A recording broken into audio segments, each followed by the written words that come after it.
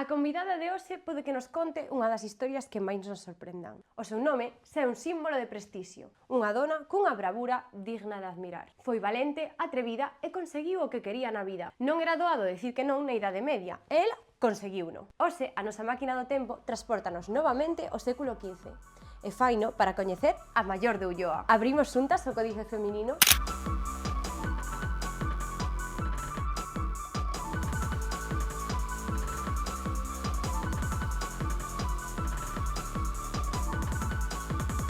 Maior, un pracer tertos aquí. O prazer é meu, que eu estaba moi aburrida no máis alá. Que ti ves do mesmísimo século XXI.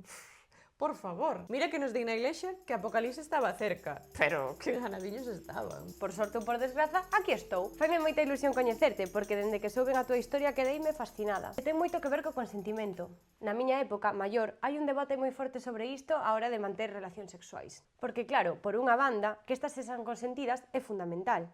En un proceso xurídico pode axudar a determinar se hai delito ou non. Pero por outra banda, non todas as mulleres nos atopamos nun contexto de liberdade como para poder decidir se consentir ou non. Explícome. É moi interesante iso que plantexas e creo que está moi ligado á miña historia.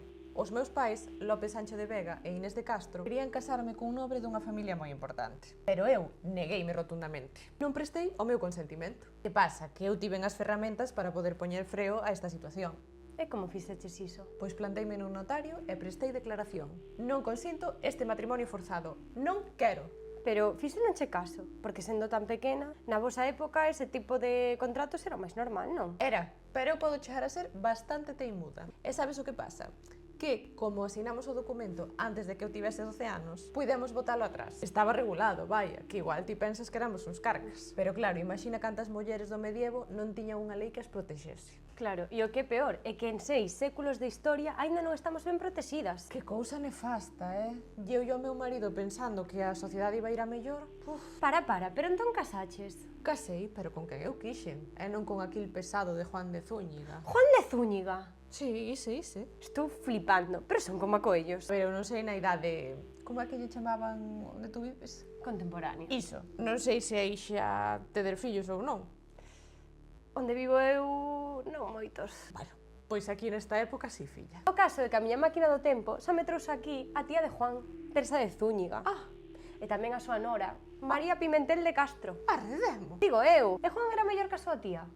A ver, eu non sei como era ela. Pero se ves a liorta que nos montou cando anulamos o compromiso... Foron anos de pelexas. Tamén che digo, eu quedei tan contenta, ainda me acordo de quen a ditaminou. Era García López d'Álvarez, tesoureiro da Igrexa de Tui, e tamén vicario e oficial xeral do obispo don Luís Pimentel. Pero si, vaya, el contento non quedou. E que recordas así que fora máis heavy? Mais que? Máis heavy, muller, máis heavy, máis ousado... Pois mira, el primeiro dicía que eu fixera un pacto verbal para que lle servise como argumento. E funcionoulle? Que vai, iba a funcionar. Eu ata me acordo no que lle dixo en un momento. Sin Deus o quixese.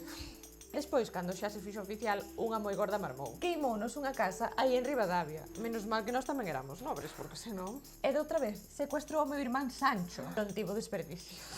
O puro estilo das telenovelas. Nada. Entón despois namorácheste? Ai, namorei. Con Diego de Lemos.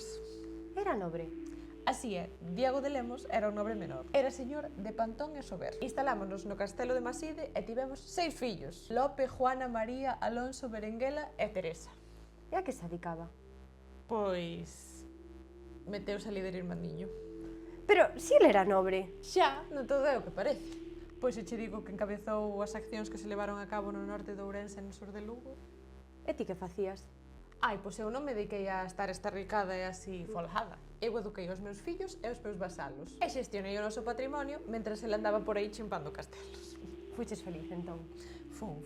Pero despois Diego feneceu. E ti que fixeches? Pois liei-me con Fernando Andrade das Mariñas e tivemos outros 2 fillos. Ok, pero botando contas, ese non tiña como 20 anos máis que a ti? No, menos. Ui! Que expresión me ensinaches outro día? Acórdaste?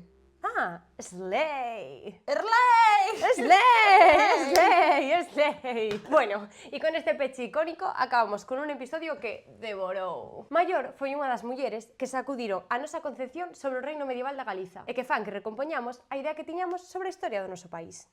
El atreveuse a non consentir nun mundo dominado por homes. Colleu as rendas do seu destino e non mirou atrás. Lembra seguirnos a min, Lara California e a Prado Rúa nas nosas redes sociais para seguir abrindo xuntas o códice feminino.